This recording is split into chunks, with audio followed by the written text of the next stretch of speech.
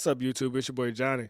Back in here with one more reaction video, ladies and gentlemen. Today we got one from the GOAT, the legend, the one and only Malcolm X. Now, I didn't know this interview was out there, but apparently right before the Civil Rights Bill was passed, a reporter saw Malcolm and he stopped him and asked him his thoughts about it. And his answer might surprise you, so I wanted to bring it here to the public and do a quick reaction over it. If this is your first time to the channel, welcome. Get yourself on in here now. As I've said, the goal is to reach 1 million subscribers and start 1 million conversations. But if we can reach the 100 million mark, I'm a firm believer that we can kill all the narratives that are going around in the mainstream media. We're just spirits encased in human flesh trying to figure out this thing called life. And we're not nearly as divided as the media wants it to seem. So if you like what you hear in this video, please share it far and wide. Without further ado, let's check out Malcolm X's comments on the Civil Rights Bill of 1964.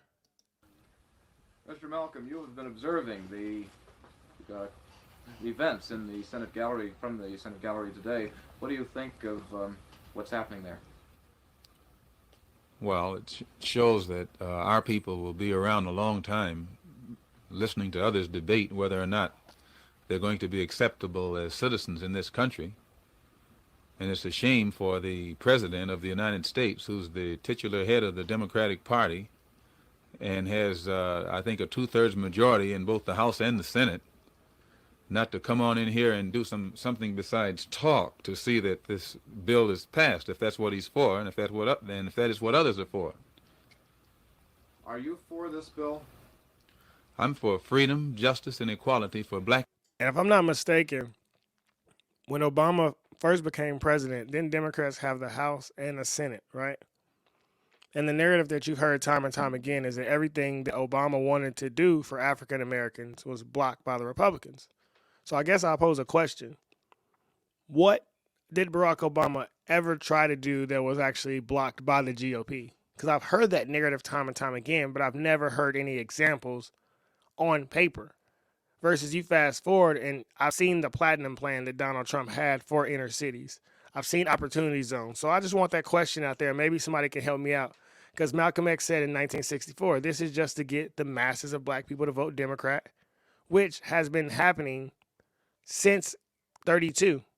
And I believe it was shortly after this speech when Malcolm talked in the Ballad of the Bullet that black Americans were political chumps, that you threw 90% of your political weight behind a candidate who puts you last every time you put him first, which is still happening currently to this day. People in this country. And since the liberal element of whites claim that they are for civil rights legislation, I have come down today to see are they really for it, or is it just some more political chicanery that they're using to trick the Negroes into voting for them when the election rolls around this year? Which is it? Sir? Are they sincere, or is it political chicanery? Looks more like political chicanery. You as a member, when you were a member of the Black Muslims, talked about Negroes returning to their homeland of Africa. And now Senator Russell has suggested that Negroes be voluntarily spread out across the United States. Do you think this would solve any of the problems? No. Senator Russell is probably voicing in public that which most whites voice in private. It isn't that Senator Russell is saying this. It would probably be just as indigestible if it was said by anyone else. You've been quoted as saying you feel there's a need for another march on Washington. Is that correct? And what type of a march? I said that if the Civil Rights Bill, which is being used as political trickery to make Negroes think that there is an element of people in this country who want the Negroes to have their rights, if it runs into the same thing that the March on Washington ran into, which means it produces no results, the frustrations of black people in this country and their disenchantment with all of the political maneuvering and false promises of the politicians has reached the point where you will find a large number of people, probably both white as well as black, but a different element this time, coming back down to show their dissatisfaction. Why do you feel? And I would say that's Black Lives Matter. I would say originally a large majority of black and white people joined the movement thinking it was really for the benefit of the society of America. Here we are now where a lot of people are seeing through the fraudulent activities of the organization. And we're seeing it, the only time black men matter is once they're dead in the street. But outside of that, we not really popping to that organization. That's why we got to stand up and speak for ourselves and do for ourselves. But it's wild how it's always been we're going to use people's emotions to advance what we want. You know, I posted that video of Lyndon Baines Johnson using his sad story when he was sitting in that meeting with Martin Luther King. And then I just seen a tweet of Joe Biden posting a sad story about he knows what it's like to grow up with poverty and high gas prices.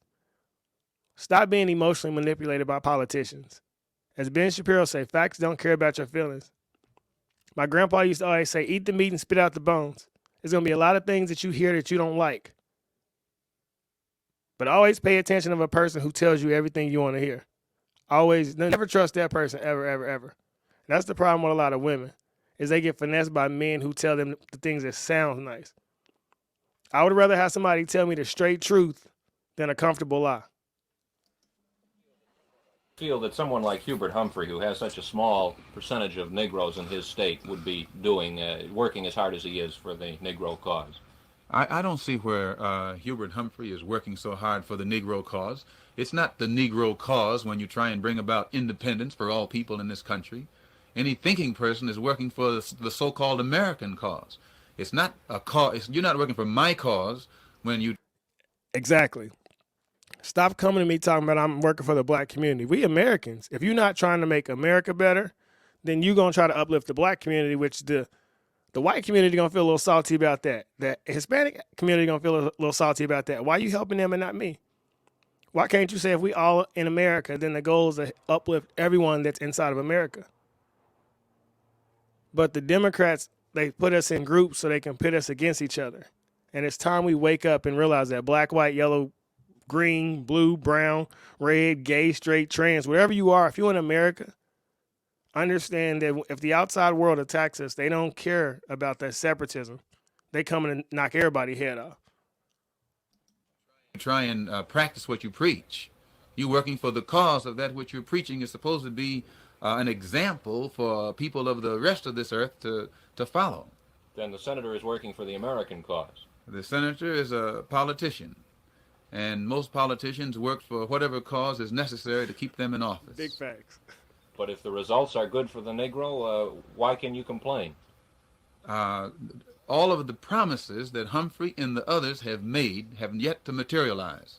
So when you find a senator and he's advocating this, something that's supposed to be good for a minority, and no matter how much he advocates it, that minority never sees that which he's advocating materialize, to me it's just another political, it's political chicanery.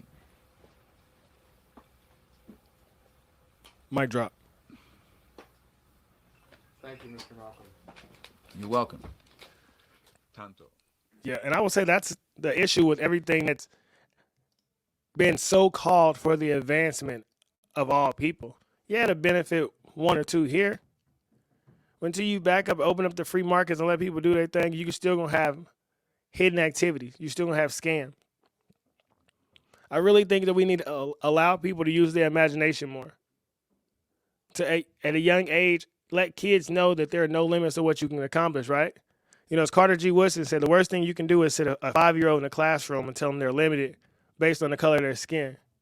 And now kids have to turn around and look everywhere and see Black Lives Matter, Black Lives Matter. And we all know the mind creates where you go. When you got the conscious and the subconscious mind, the things that seep into the subconscious mind, they're going to manifest into your reality, whether you wanted to or not. So knowing that, why don't we put positive seeds in these kids' heads? Instead of them be used by the same politicians time and time again. This speech is in 64, and he's talking about the political trickery used on African Americans. I don't even like that term, African Americans. We black Americans. We just black. I'm brown. I think if you grab the 64 pack of Crayola crayons, I always said it, not the cheap pack, the fat crayons when you didn't have no money that they gave to you for free on back to school drives, but the 64 pack. If you get that brown crayon, that's what color I am. I always said that. But I just wanted to put this video out there. It's not for anyone to like or dislike. I don't want to change how you think. I just want you to think. Put new information to the world. This is a matrix. Someone has to help this thing evolve or we'll stay in the same position, grow or die, create or disintegrate. Like the video, share the video, subscribe to the channel. Be the change you wish to see in this world. Until next time, we out.